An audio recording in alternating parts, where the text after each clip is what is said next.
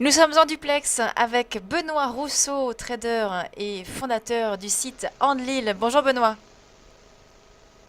Bonjour Lucie. Alors on va parler avec vous des indices européens, notamment l'indice parisien. On va commencer par cet indice.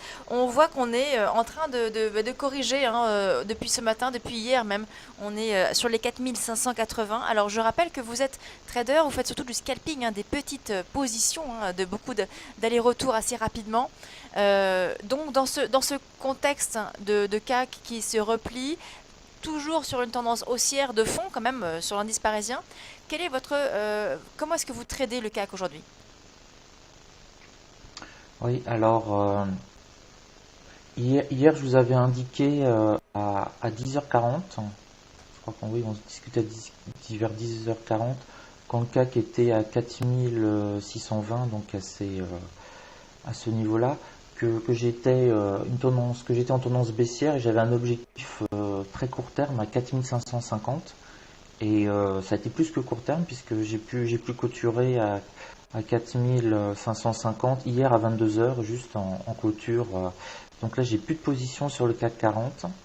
Et là, à l'heure actuelle, je laisse remonter pour essayer de vendre et de prendre quelques petits points. Alors là, il y a le pivot journalier qui se trouve à 4590, qui fait bien office de barrage pour le moment.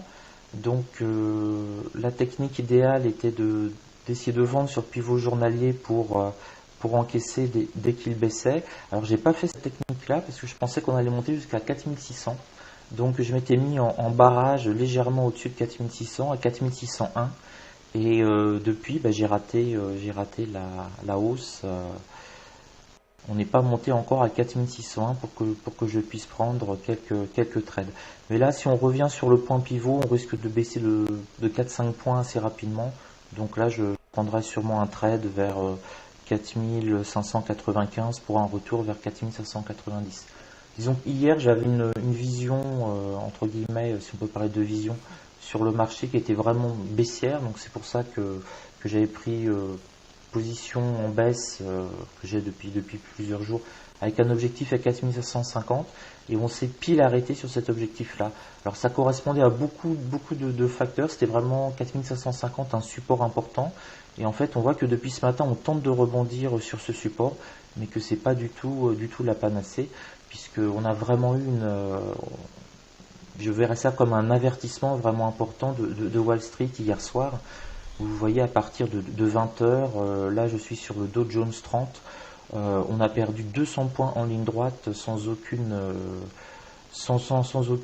résistance bulle des acheteurs, on a perdu 200 points sur le S&P 500 exactement. Donc on est toujours sur le S&P 500, on a perdu 25 points, on a même cassé les 2000 points juste à la clôture. Donc les marchés américains sont toujours baissiers, baissiers depuis une grosse semaine. Et les marchés européens essayent de se maintenir. Là, on voit bien la baisse depuis une semaine sur le S&P 500, qui est quand même assez impressionnante, tandis que les marchés européens profitent encore un petit peu de l'effet QE, même si on voit que le CAC 40 baisse pas mal, c'est pas encore le cas tout à fait du DAX. Le DAX, lui, se maintient vraiment sur la semaine dans des zones hautes. Il devrait être, entre guillemets, si on avait gardé les mêmes proportions avec les États-Unis, quasiment 400 à 500 points plus bas. Donc toujours un petit peu le même scénario, marché pas, pas haussier sur l'Europe, mais qui a tendance maintenant à stagner et à se poser quelques questions, et marché purement baissier depuis une grosse semaine sur les indices américains. Donc c'est pas facile à trader Bah, actuellement. Donc je, Alors donc justement, je c'est, continue. c'est- Dès qu'on monte trop haut sur l'Europe, je put. Mais ouais. pas facile. Justement, votre scénario se met en place puisque depuis plusieurs semaines, vous nous dites que les marchés devraient baisser et d'ailleurs que Ouais. vous petez à chaque fois les plus hauts, hein. Donc là, actuellement, le marché est en train de Oui, baisser. Comment oui, vous, mais comment vous pas assez tradez? vite. Donc, vous profitez du moindre rebond pour vendre? Oui, c'est ça. Hmm. Systématiquement, le moindre gros rebond, je me mets toujours en position de vente et j'essaye de récupérer. Alors, Ça dépend vraiment de chaque trade, hein. C'est parfois 2-5 points et parfois je laisse aller parce que je vois vraiment que le marché est parti pour baisser et là ça peut être 10, 20, 50, 60, 70 points sur le CAC 40. Par exemple, c'est vraiment au cas par cas. Là, le pivot journalier a l'air vraiment de faire un barrage assez intéressant. Mais idéalement, si on pouvait remonter à 4620, je me remettrais vraiment à le peter de manière assez forte. Parce qu'on pourrait vraiment redescendre cet après-midi vers les 4620, revenir vers les 4580. Là, il y aura peut-être 40 points, il y a peut-être 1% à se faire si on atteint ce Vous niveau-là. pensez pas que, Et que en la fait, si vous résistance voulez, que l'on voit là actuellement, sur laquelle on s'approche, pourrait être un niveau sur lequel justement revendre derrière? Vous pensez qu'on peut aller plus haut? Si, absolument. Disons que si vous êtes très très agressif, ça vaut le coup de se mettre, à mon avis, à vendre sur les 4600.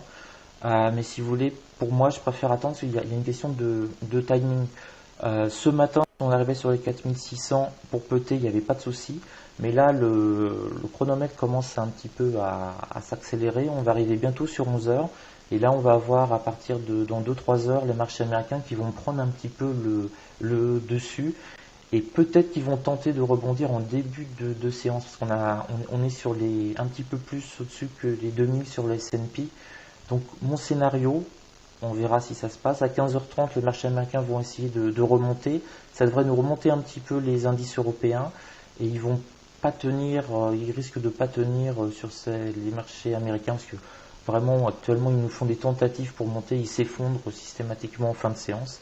Et donc rebénéficier peut-être d'une fin de séance catastrophique comme on a eu là sur les marchés américains qui nous tirent vers le bas les marchés Et sur européens. le CAC? Donc là l'idée Oui, c'est d'essayer de... d'accord. Sur le CAC en fait l'idée ça va être d'essayer de récupérer un point haut dans la journée. Donc là on a un point haut actuellement vers le point pivot journalier. Comme il est 10h45 généralement vers midi 13h on peut avoir tendance à monter. Donc pour moi la situation optimum pour la journée ce serait peut-être sur les 4000, entre 4640 et 4620. Arriver à me trouver une position avec un PRU entre 4620 et 40. Donc peut-être une hausse encore de 20 points, un demi pour cent à peine, et avec une forte baisse comme on a eu hier, une baisse en seconde partie de journée jusqu'à peut-être entre 20h et 22h. D'accord. Donc voilà, Et c'est tout. Là, si vous voulez, j'ai pas eu encore une bougie haussière suffisamment violente pour me positionner, pour me dire là, je peux rentrer. De toute façon, dans le pire des cas, ça va se remettre à descendre. Là, on a un RSI qui est stabilisé dans des zones normales. On n'a pas encore de survente, hein. Donc attendre un petit peu de survente pour peter. Mais toujours, hein, j'ai une optique entre guillemets sur 2015 très baissière. Donc c'est pour ça que je pute toujours parce que j'espère être en position le jour où on aura un incident de marché entre guillemets où là on pourra se mettre à dégringoler extrêmement rapidement. merci beaucoup Benoît Rousseau, donc trader et fondateur du site Andlil. Merci beaucoup. On vous retrouve demain à la même heure, 10h40, sur Direct Investisseur. On va marquer une pause et on se retrouve tout de suite pour la suite du programme.